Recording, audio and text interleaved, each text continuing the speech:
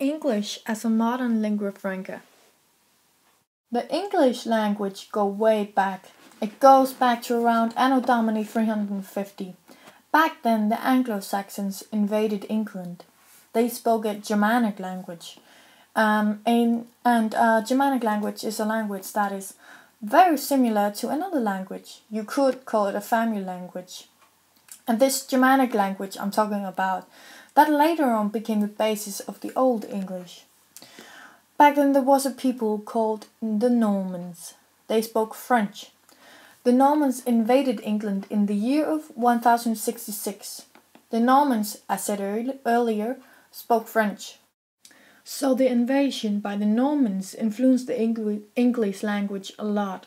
Then the Renaissance came. That influenced the language a lot also because the Latin words flooded into English.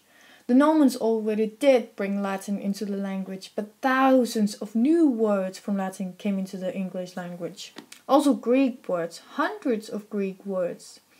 And it became popular to use people's own mother tongue.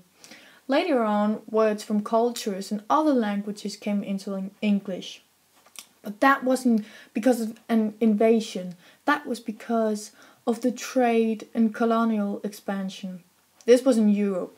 So by the start of the 1700s, it was likely that they could describe something in English, but with Germanic, Greek and Latin origin. Actually, many small words come from the Greek language. I have an example. For example, telephone is Greek. Bacteria and Bible are also words coming from the Greek language.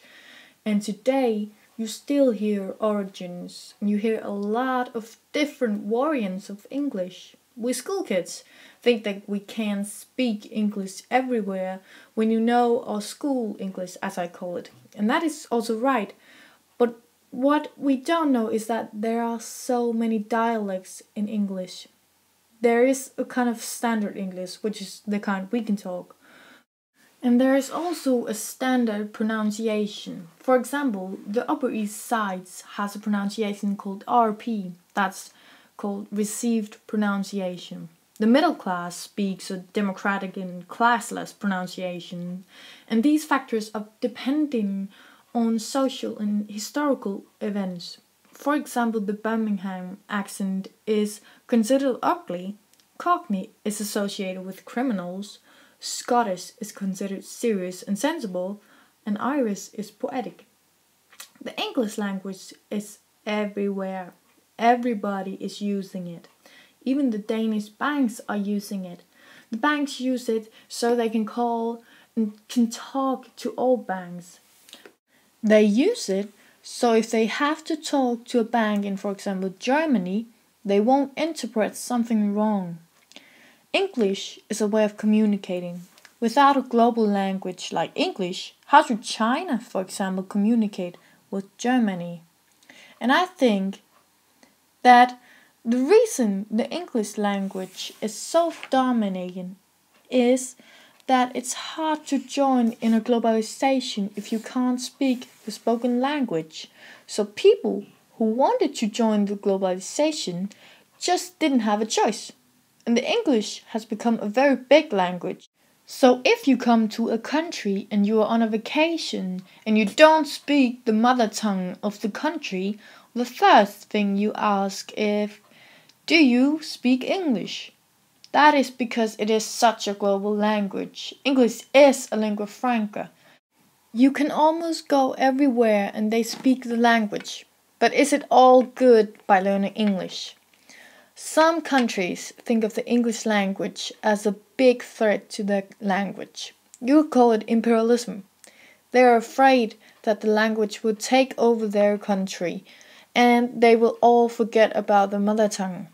If they're all going down that path, who is there to carry the national language and make sure that their language is also developed? My opinion is that you can't study a language that much, that you forget your mother tongue. That is impossible. English is a lingua franca, and the lingua franca can change. In fact, you can change that quickly and easy compared to if you should change your mother tongue, your mother language. And I think that lingua franca is going to change. But another problem, yeah, I don't know if can call it a problem, but it is something that maybe can be a problem, is that in Denmark, people who aren't that good at English is speaking Danish. Danish is when a person uses phrases and words from English in the Danish language.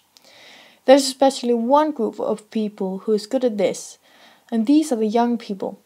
They bring a lot of English words into the Danish language. We can say, oh my god, that dress is just so last year. Or you can also say, it's so outdated. This is actually quite common for us young people. And we do it without even noticing it. And quite often, it's small words like cool we use. Sometimes people use a word and they think it's used right, but it isn't. And they go on using this word and telling other people, and they start using the same word in the wrong way. This is also how a new phrase or word is made. I think that this will have an impact on the future of English, but not that big, so it would change and make this language maybe a problem.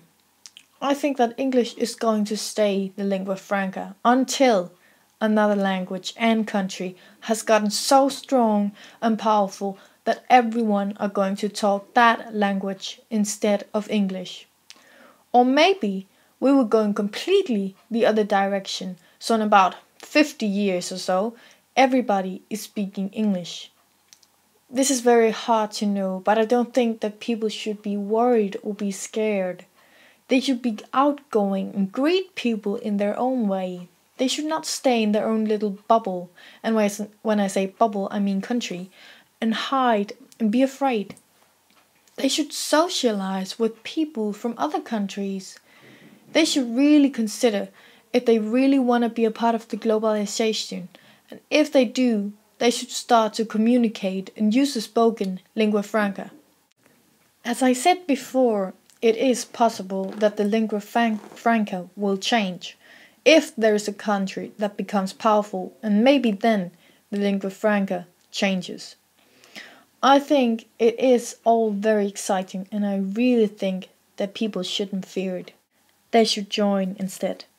And this PowerPoint was made by Maria Thorsen.